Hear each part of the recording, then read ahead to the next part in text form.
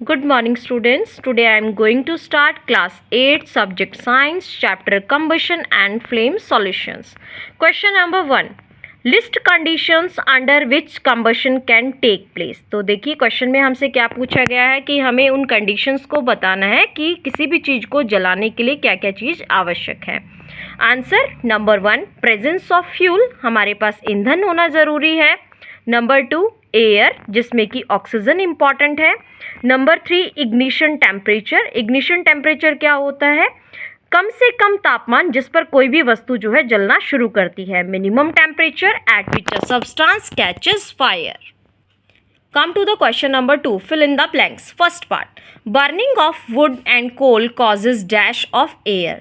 तो लकड़ी और कोयले को जलाने से हवा का क्या होता है? पॉल्यूशन. आंसर है correct, pollution. Number 2. A liquid fuel used in Holmes is dash. जो लिक्विड जो ईंधन हमारे घरों में उपयोग होता है उसे क्या कहते हैं?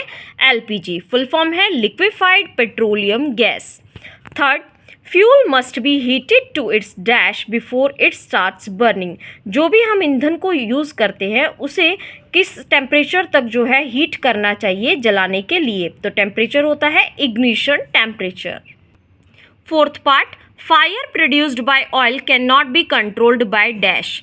कहता है जो ऑयल के द्वारा मतलब तेल के द्वारा जो कोई भी आग जलती है उसको हम किससे कंट्रोल नहीं कर सकते हैं? वाटर से. करेक्ट आंसर है water. Question number 3. Explain how the use of CNG in automobiles has reduced pollution in our cities. Question में पूछा गया है कि सीएनजी जो हम उपयोग में लाते हैं अपने व्हीकल्स में उससे जो है हमारी सिटीज़ में पॉल्यूशन कम हुआ है, किस प्रकार? आंसर देखिए बच्चों. CNG produces less harmful products like unburn carbon particles along with carbon monoxide gas. जो सीएनजी होती है उससे जो हार्मफुल प्रोडक्ट्स निकलते हैं वो कम मात्रा में निकलते हैं, जैसे कि बिना जले कार्बन के तत्व और साथ में carbon dioxide, carbon monoxide gas जो होती है वो कम निकलती है. दूसरी बात है CNG is a cleaner fuel. CNG जो है वो साफ सुथरा ईंधन है. Hence the use of CNG has reduced pollution in our cities. इस प्रकार जो है सीएनजी के उपयोग ने पॉल्यूशन को कम किया है. Come to the question number 4. Compare LPG and wood as fuel. तो हमें यहाँ पे तुलना करनी है एलपीजी की और वुड की. दोनों को हम ईंधन के तौर पे उपयोग करते हैं तो दोनों में हमें कंपैरिजन करना है. सबसे पहले मैं आपको एलपीजी के बारे में बताऊंगी. एलपीजी जो है वो क्या है? It is a gaseous fuel. Number 2, it does not produce smoke. इससे धुआं नहीं निकलता है और ये गैस वाला ईंधन है. Number 3, it is easily stored in cylinders. और हम इसको आसानी से सिलेंडर्स में स्टोर करके रख सकते हैं. अब बात करते हैं वुड की. वुड जो है वो सॉलिड फ्यूल है. Number 2, it produces smoke. इससे धुआं भी उत्पन्न होता है. Number 3, it require more space to store. इसको जो है ज़्यादा जगह की आवश्यकता होती है स्टोर करने के लिए. Question number 5, give reasons for. हमें यहाँ पे कारण बताना है. A part, water is not use to control fires involving electrical equipment. मतलब पूछा गया है अगर कोई भी आग लगती है बिजली के कारण तो हमें वहाँ पर वाटर का, पानी का उपयोग नहीं करना चाहिए उसे बुझाने के लिए. तो ऐसा क्यों करते हैं हम लोग? देखिए first part, because water is a good conductor of electricity. क्योंकि पानी का जो होता है वो बिजली का क्या होता है? सुचालक. मतलब उसके अंदर करंट पास हो जाता है. It results in electric shock. इससे क्या होता है? हमें करंट लगने की संभावना होती है. इसलिए हमें बिजली से लगी हुई आग को बुझाने के लिए पानी का उपयोग नहीं करना चाहिए. Come to the B part, LPG is a better domestic fuel than wood. Why. Question में पूछा गया है घरेलू उपयोग के लिए हमें एलपीजी को यूज़ करना चाहिए. ये अच्छा फ्यूल माना जाता है लकड़ी के मुकाबले. क्यों? आंसर देखिए. LPG has more calorific value. It does not produce pollution. Hence it is better fuel than wood. LPG की जो कैलोरीफिक वैल्यू होती है वो बहुत ज़्यादा होती है और इससे पॉल्यूशन भी नहीं होता है. It does not produce smoke. धुआं भी उत्पन्न नहीं होता है. इसीलिए ये घरेलू ईंधन के लिए अच्छा साधन है वुड के मुकाबले में. Come to the C part, paper catches fire by itself easily whereas a piece of paper wrapped around an aluminium pipe does not. तो क्वेश्चन में पूछा गया है जो कागज होता है उसमें जो है आग लग जाती है, लेकिन अगर हम उसी कागज के टुकड़े को एल्यूमिनियम के पाइप के ऊपर लपेटे तो उसमें आग नहीं लगती है. ऐसा क्यों होता है? आंसर देखिए बच्चों, the ignition temperature of paper is less so it catches fire easily. तो आंसर में बताया गया है इग्निशन टेम्परेचर जो कागज का होता है वो बहुत कम होता है, इसीलिए उसमें आग जल्दी पकड़ लेता है। इग्निशन टेम्परेचर होता क्या है, वो कम से कम तापमान जो किसी भी वस्तु को जलाने के लिए आवश्यक होता है। तो इसका जो ये होता है हमारे पास पेपर, उसका इग्निशन टेम्परेचर कम होता है, मतलब कि वो जल्दी आग पकड़ लेता है। It does not catches fire when wrapped around aluminium pipe. अगर हम इस कागज के टुकड़े को एल्यूमिनियम पाइप के ऊपर लपेटते हैं तो उसमें आग नहीं लगती है। ऐसा क्यों होता है? Because aluminium absorbs the heat. Aluminium जो है जितनी भी ऊष्मा होती है, हीट होती है, उसको सोख लेता है। So paper does not attain it's ignition temperature. इसीलिए जो कागज होता है वो अपने इग्निशन टेम्परेचर को गेन नहीं कर पाता है, उस तक नहीं पहुंच पाता है, इसीलिए उसमें आग नहीं लगती है।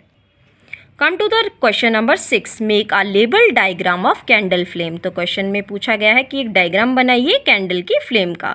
तो देखिए मैंने यहाँ डायग्राम में शो किया गया है हर एक पार्ट इजीली। फर्स्ट जो सबसे ऊपर आपको दिखाई दे रहा है ब्लू पोर्शन, ये होता है हमारा आउटर जोन और ये कंप्लीट कंबशन होता है ब्लू फ्लेम। ब्लू फ्लेम जो होता है वो बिल्कुल क्लियर होता है, साफ सुथरा फ्यूल होता है। बी पार्ट में आप देखिए मिडिल जोन मैंने शो किया गया है जो कि येलो पोर्शन है, इसमें पार्शियल कंबशन है, मतलब कि आधा अधूरी चीज़ अभी जली है। उसके बाद आपको दिखाई दे रहा है ये ब्लैक कलर की जो आउटलाइन दिखाई दे रही है, ये क्या है? इनर मोस्ट जोन है, अनबर्न्ट वैक्स वेपर्स, जो कि ब्लैक कलर में शो किया गया है, मतलब कि जो वैक्स है वो अभी पूरे तरीके से जला नहीं है, ये इनर जोन होता है। जो ब्लू पोर्शन है वो सबसे ज़्यादा हॉटेस्ट पार्ट है। जो बीच में आपको दिखाई दे रहा है जो सबसे ऊंची लो है वो क्या है? मॉडरेटली हॉट है, मतलब ज़्यादा गर्म भी नहीं है। सबसे नीचे आपको जो शो हो रहा है वो लीस्ट हॉट है, बिल्कुल कम गर्म है, और नीचे आपको मोमबत्ती यहाँ पे दिखाई गई है। Question number 7, name the unit in which the calorific value of a fuel is expressed. आपको वो इकाई का नाम बताना है कि यूनिट बतानी है किसमें हम कैलोरिफिक वैल्यू जो है किसी भी ईंधन की नापते हैं। तो आंसर है हमारा किलो जूल पर केजी, इसमें हम यूनिट दी गई है जिसमें हम फ्यूल के कैलोरिफिक वैल्यू को नापते हैं।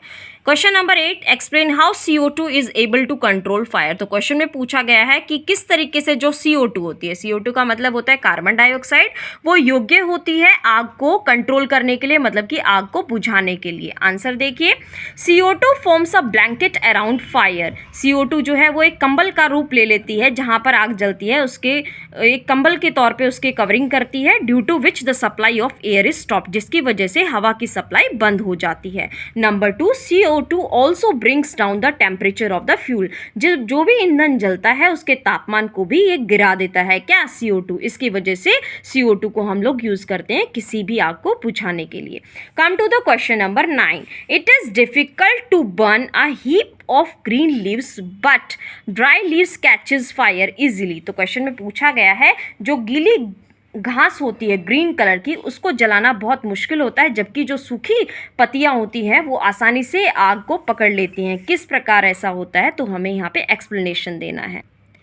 आंसर देखिए बच्चों, the green leaves contain some water due to which the ignition temperature of leaves increases and they do not catches fire। जो हरे रंग की जो पत्तियां होती हैं उसके अंदर कुछ पानी की ड्रॉपलेट्स होती हैं, बूंदें होती हैं, मतलब कि वो नमी गीली होती हैं, जिसकी वजह से जो इग्निशन टेम्परेचर है वो पत्तियों का बढ़ जाता है और जल्दी उसमें आग नहीं लगती है।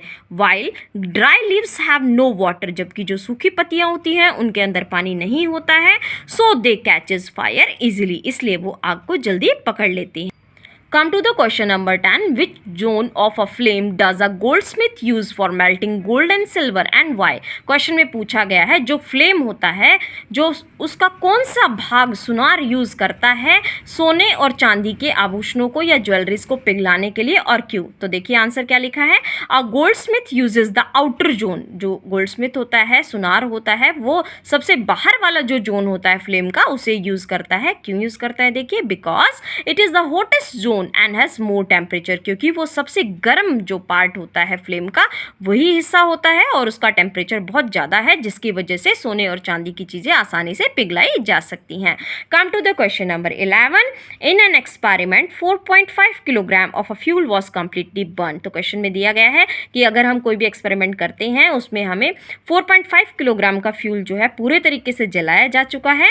The heat produced was measured to be, जो हीट प्रोड्यूस्ड हुई है वहाँ पर वो कितनी है, देखिए बच्चों 1,80,000 kilo joule. Calculate the calorific value of the fuel, तो आपको यहाँ पे फ्यूल ईंधन की कैलोरीफिक वैल्यू को कैलकुलेट करके बताना है। तो आंसर देखिए, टोटल मास हम लिखेंगे सबसे पहले फ्यूल का कितना दिया गया है 4.5 किलोग्राम।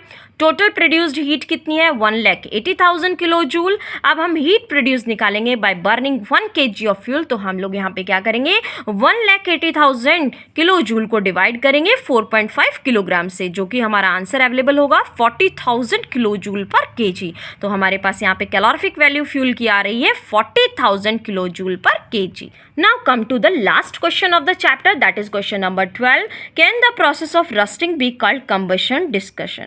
तो देखिए हमसे क्वेश्चन में पूछा गया कि रस्टिंग का मतलब क्या होता है बच्चों, जंग लगना। क्या हम उसको कंबशन बोल सकते हैं, अगर नहीं तो क्यों नहीं, और अगर हाँ तो क्यों। तो देखिए हमें डिस्कस करना है। आंसर देखिए, the process of rusting can not be called combustion because in this process no heat and light is produced. जो रस्टिंग का प्रोसेस होता है, जंग लगने की जो प्रक्रिया होती है, उसको हम कंबशन नहीं कह सकते हैं, क्योंकि इस प्रोसेस में कोई भी हीट और ना ही कोई लाइट यहाँ पे प्रोड्यूस होती है, उत्पन्न होती है। Due to this reason iron is not considered as combustible substance. इसी वजह से हम आयरन को जो है कंबस्टिबल सब्सटेंस के तौर पर नहीं ले सकते हैं। हम उन्हीं सब्सटेंस को कंबशन में डालते हैं जो वस्तुओं को जलाने पर हीट और लाइट प्रोड्यूस्ड होती है। ओके स्टूडेंट्स, सो स्टूडेंट्स यहाँ पर हमारे class 8 subject science chapter combustion and flame के सॉल्यूशंस कंप्लीट होते हैं। आप सभी बच्चे इन क्वेश्चन आंसर्स को अपनी कॉपी में अच्छे से नोट डाउन कीजिएगा और इन्हें लर्न कीजिएगा। Thank you students, have a nice day.